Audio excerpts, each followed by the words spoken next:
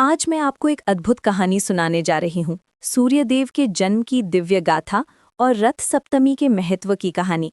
ये कहानी है प्रकाश की अंधकार पर विजय की, माता अदिति की अटूट श्रद्धा की और एक ऐसे त्योहार की जो हमें हर साल नई उमंग से भर देता है। कहते हैं कि बहुत पुराने समय में जब देवता और असुर के बीच निरंतर संघर्ष चल रहा था, तब देवताओं की माता अदिति बहुत परेशान थी। उनके पुत्र असुरों से हार रहे थे और अंधकार चारों ओर फैल रहा था। संसार में निराशा का माहौल था और लग रहा था जैसे कभी सुबह नहीं होगी। माता अदिति ने अपने पति महर्षि कश्यप के साथ मिलकर भगवान विष्णु की कठोर तपस्या शुरू की।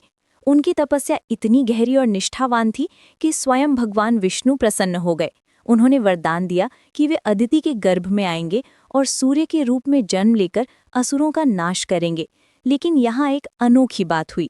सूर्यदेव माता अदिति के गर्भ में पूरे 1000 वर्षों तक रहे।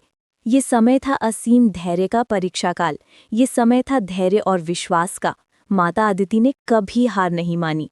वे जानती थी कि जो प्रकाश आने वाला है वो सारे संसार को रोशन कर देगा। हर दिन वे प्रार्थना करती थीं, हर रात वे आशा रखती थीं। उनका विश्वास अडिग था कि एक दिन उनका पुत्र इस संसार को अंधकार से मुक्त करेगा। और फिर आया वो शुभ दिन, माघ मास की शुक्ल सप्तमी।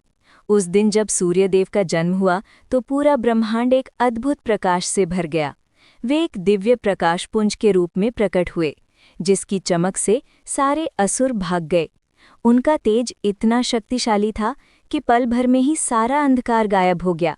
देवताओं को फिर से अपना सम्मान मिला और अंधकार हमेशा के लिए पराजित हो गया। कहते हैं कि उसी दिन से सूर्यदेव ने अपने 7 घोड़ों वाले रथ पर सवार होकर पूरे जगत को आलोकित करना शुरू किया। यही कारण है कि इस दिन को रथ सप्तमी कहा जाता है। इसीलिए माघ शुक्ल सप्तमी को रथ सप्तमी के नाम से मनाया जाता है। इस दिन को सूर्य जयंती भी कहते हैं क्योंकि यह सूर्यदेव का जन्मदिन है। इसे आरोग्य सप्तमी भी कहते हैं क्योंकि माना जाता है कि इस दिन सूर्य की पूजा से सभी रोग दूर हो जाते हैं। ये त्योहार हमें सिखाता है कि कितना भी गहरा अंधकार हो,